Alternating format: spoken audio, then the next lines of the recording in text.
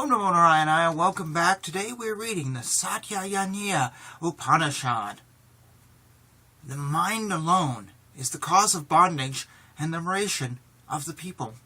The mind attached to the objects of the senses leads them to bondage. Freed from the objects, it leads them to liberation. Thus, it has been declared. If that attachment of the mind of a person to the objects of the senses is directed towards Brahman, who shall not be liberated from bondage? The mind alone is worldly life, hence it should be purified with effort. As the mind is, so he becomes. This is the eternal secret. One who knows not the Veda realizes not that omnipresent one, that being Brahman. One who knows not Brahman reaches not that supreme abode. He who realizes that omnipresent God Vishnu, the omniscient one, the prop of all Vasudeva, is himself that sage, the seer of reality, who attains the state of wisdom while living. Then, observing in the four disciplines, those brahmanas well versed in the Veda and untouched by desires, who ponder over the eternal supreme Brahman and realize Brahman, a person desiring liberation who is quiescent, self-subdued, has renounced all sensory pleasures, is forbearing, well versed in the scriptures, is known as equanimous, has discarded the primary desires for wealth, wife, and progeny, and is free from the debts to the mains, etc., coming to realize the Atman shall live, observing silence, in some stage of life or other, as the Kuticaka or Paramahamsa.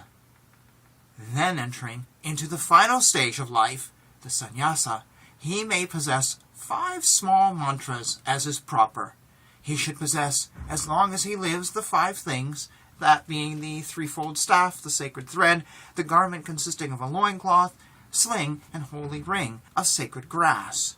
These 5 are the things pertaining to an ascetic of the Kuticaka order. To all ascetics, the inward possessions are 5, namely the A, U, and M, the Bindu, and the Nada consisting of Om. This mantra, namely the 5 constituents, is heard in the Pranava. Till the final exit of the vital breath, the ascetic shall not abandon the twofold 5 mantras. Even at death, the 5 external mantras shall be buried with him. The sign of Vishnu is said to be twofold, the external and the internal. If one of them is discarded, the ascetic is without doubt fallen. The threefold staff is an emblem leading to Vishnu. It is a means of attaining liberation by learned brahmanas as ascetics. It is the extinction of all worldly characteristics. Thus runs the Vedic teaching. Then indeed there are 4 kinds of ascetics, namely Kuticaka, Bahudaka, Hamsa, and Paramahamsa. All these bear the signs of Vishnu, wear a tuft and sacred thread, are pure in mind, consider their own self as Brahman, are intent on worship of God in the form of pure consciousness, practice muttering of prayers and the principal and secondary principles of Yama and Niyama, are of good conduct, and thus become exalted. This is declared in a Vedic verse. The Kuticaka, Bahudaka, Hamsa, and Paramahamsa ascetics are different in their way of life. All these possess the signs of Vishnu, the external and internal, which are always visible and invisible, practicing the 5 devotional acts, having penetration into the Vedanta, observe the rites appropriate to the station in life, resort to the spiritual lore, abandon the tree of worldly life, but having recourse to its root cause, namely Brahman, renouncing the flowers of rituals, but enjoying the true essence, sporting in Vishnu, delighting in Vishnu, freed from external worship, identifying themselves with Vishnu, they realize the omnipresent Vishnu. Worship during the 3 junctures of the day. Sadhyas bathe according to capacity, presenting libations of water to the mains, cleansing with purifying water, cleansing, waiting upon the deities with prayers. These 5 devotional acts the Kuticaka shall perform till death. With 10 pranavas and 7 mystic words, the 4-footed Gayatri along with its head is the prayer to be recited during the 3 sadhyas. The practice of yoga consists of the constant single-minded devoted service of Vishnu, the Guru, non-injuring by word, thought, and deed, is the devotional act of penance. It is declared that the devotional act of studying the scripture consists of reciting the various Upanishads. The attentive reciting of Om offers the self in the fire of the non-dual Brahman. The devotional act of possessing spiritual wisdom is to be known as the very best of all yajnas. The Paramahamsas have true knowledge for the staff, that being jhana for the tuft and jhana for the sacred thread, jhana being true knowledge. He whose tuft consists of jhana, and the sacred thread too of that jhana, has all the characteristics of a brahmana. Thus is the injunction of the Veda. Then indeed these mendicant monks are as they appear, that being unclad as when they were born. They should desire to remain as a tree, having gone beyond passion, anger, greed, delusion, false pride, envy, mindness, and egotism, and having discarded honor and dishonor, blame and praise. And when cut down like a tree, they shall not complain. Thus these wise men become immortal here in this world itself. This has been said in the Vedic verse. Having taken leave of his kinsman and son with good will, and not seeing them again, enduring the pairs of opposites, and quiescent, he shall turn eastward or northward and proceed on foot.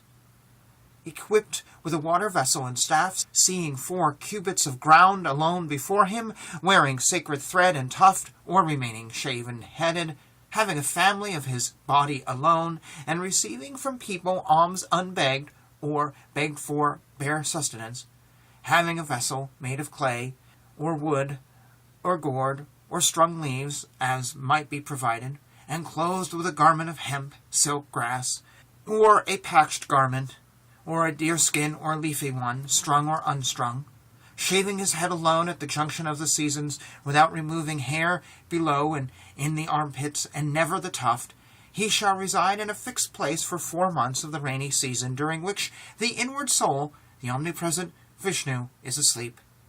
When Vishnu has risen from the sleep, the ascetic may reside in one place to carry out his work, such as study, meditation, or samadhi, for the other 8 months, or he may go about as a mendicant monk. During the journey he may stay for short periods in a temple, a hut where the ritual fire is kept, the shade of a tree, or a cave, without attachment and unnoticed by people.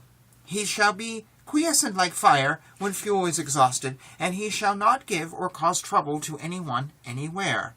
On seeing one equal to or inferior to him, he shall not shrink, nor consider anyone existing as different from himself. If a person has realized that he is the Atman, non-different from the universal self, what can he wish for? And to fulfill which desire need he torture his body by various kinds of austerities? A wise man, knowing this truth, and thus a knower of Brahman, shall have this consciousness. He shall not worry himself with many words, for it is a torturing language. Having discerned the knowledge of Brahman, he should wish to remain with dispassion. A sage has realized the Atman when he has the lore of Brahman and dispassion. When all desires which cling to the heart have been shed, then the man becomes immortal, and he enjoys the bliss of Brahman here itself. Then indeed, he who abandons this asceticism, which is the highest spiritual life, becomes a child murderer, a murderer of a brahmana, a killer of an embryo, a great sinner. He who abandons this steady life pertaining to Vishnu becomes a thief, a seducer of his preceptor's wife, treacherous to a friend, ungrateful. He is denied all auspicious worlds. This has been declared in the Vedic verses. A thief, a drinker of spirituous liquor, a seducer of preceptor's wife, and one treacherous to his friend, gets purified by expiation, but one who abandons the sign of Vishnu, internal or external, which he was possessing, will never be purified in spite of all his self-exertions. Abandoning the sign of Vishnu worship, internal or external, he who resorts to his stage of life, or no prescribed stage at all, or returns to his former way of living, to that great fool there is no liberation seen, even in tens of millions of eons. Abandoning all other stages of life, a wise man should live for long in the stage of life leading to liberation. There is no liberation possible to one who has fallen from the stage leading to final beatitude. Having embraced asceticism, if one does not remain observing his laws, he is to be known as fallen from grace. Such is the Vedic injunction. Then indeed, when a wise man has embraced this age-old spiritual life pertaining to Vishnu and remains without transgressing it, he becomes self-controlled, worthy of being remembered as auspicious, a true knower of the world, a knower of the Vedanta, a knower of Brahman, omniscient, self-luminous. He becomes the supreme God Brahman. He redeems from the misery of the worldly life his ancestors, relations by marriage, other kinsmen, associates, and friends. When a wise man renounces the world, those belonging to his family become blessed in this world, 100 generations before him and 300 generations after him.